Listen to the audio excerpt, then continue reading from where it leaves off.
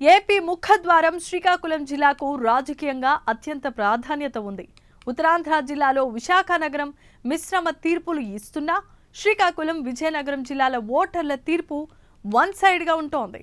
అలాంటి శ్రీకాకుళం జిల్లాలో 2019 ఎన్నికల్లో హవా చెలాయించిన వైసీపీ మొన్నటి ఎన్నికల్లో పూర్తిగా చతికిల పడింది.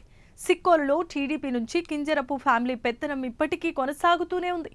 జిల్లాలో వారికి ప్రత్యర్థులుగా ఉన్న ధర్నానా కుటుంబాన్ని కాదని జగన్ ఫస్ట్ టైం ఎమ్మెల్యేగా గెలిచి మంత్రి పదవి అనుభవించిన ఒక డాక్టర్కి పార్టీలో కీలకమైన పదవిని కట్టబెట్టారు. అసలు వైసీపీ అధ్యక్షుడి లెక్కలేంటి?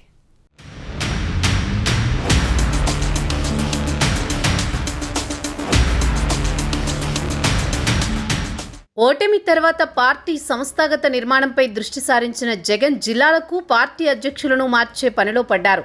3 రాజధానుల నినాదం ఎత్తుకుని అబాసుపాలైన జగన్ అమరావతి రాజధాని ప్రాంత జిల్లాల్లో కనీసం ఖాతా ఓపెన్ చేయలేక అబాసుపాలయ్యారు. కృష్ణా జిల్లాకు దేవినేని అవినాష్, గుంటూరు జిల్లాకు అంబటి రాంబాబులను అధ్యక్షులుగా నియమించి ఇప్పటికే పార్టీలో అసంతృప్తి ఎదుర్కొంటున్నారు. ఒక్కసారి ఎమ్మెల్యేగా కూడా గెలవని దేవినేని అవినాష్ 40 ఏళ్ల కెరియర్లో 2 సార్లు ఎమ్మెల్యేగా మాత్రమే గెలిచిన అంబటి రాంబాబులని జిల్లా పార్టీ అధ్యక్షులుగా నియమించడంపై వైసీపీ వర్గాలే అసంతృప్తి వ్యక్తం చేస్తున్నాయి.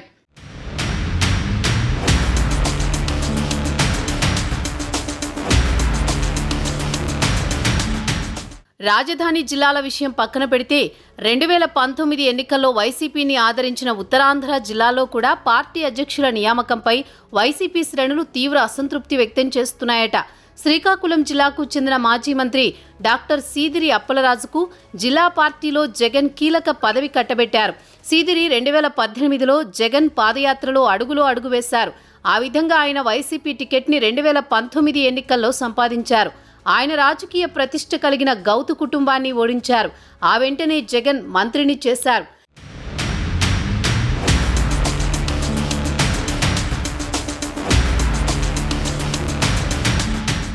శ్రీకాకుళం జిల్లాలో టీడీపీ నుంచి కింజారపు కుటుంబం లేకపోతే ధర్మానా కుటుంబాలే రాజకీయం చేస్తూ దశాబ్దాలుగా రాజకీయాలను శాసిస్తున్నాయి.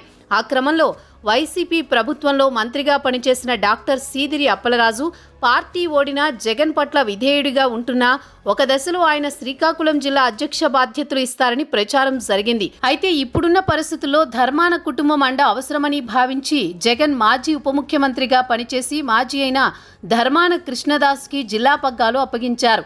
అదే సమయంలో బ్యాలెన్స్ చేస్తూ మాజీ స్పీకర్ తమ్మినేని సీతారాంకి శ్రీకాకుళం పార్లమెంటు బాధ్యతలు అప్పగించారు.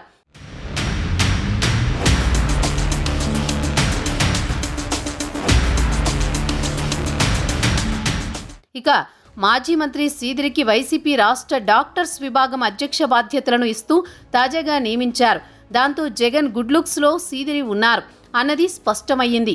రాజకీయంగా యువకుడు అయిన సీదిరికి మంచి భవిష్యత్తు ఉందని నమ్మి బీసీ వర్గానికి చెందిన ఆయనకు తగిన ప్రోత్సాహం ఇస్తున్నారు అని అంటున్నారు. పలాసలో గౌతు కుటుంబాన్ని ఢీకొట్టాలన్నా అలాగే కింజారపు కుటుంబం మీద జిల్లాలో రాజకీయంగా పోరాడాలి అన్నా సీదిరి వంటి వారు అవసరమని జగన్ భావిస్తున్నారు అంటున్నారు.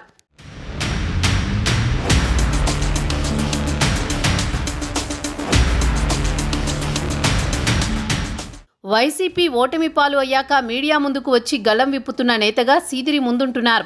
అందుకే పార్టీలో కొత్త ముఖాలు యువతరాన్ని ప్రోత్సహించాలని జగన్ భావిస్తున్నారు అంటున్నారు. అందుకే ధర్మానా బ్రదర్స్ ప్లేస్లో సీదిరిని ఎస్టాబ్లిష్ చేస్తున్నారట. మరి ధర్మానా తమ్మినేని భవితవ్యం వైసీపీలో ఎలా ఉంటుందో అనేది చర్చనీయాంశంగా మారింది.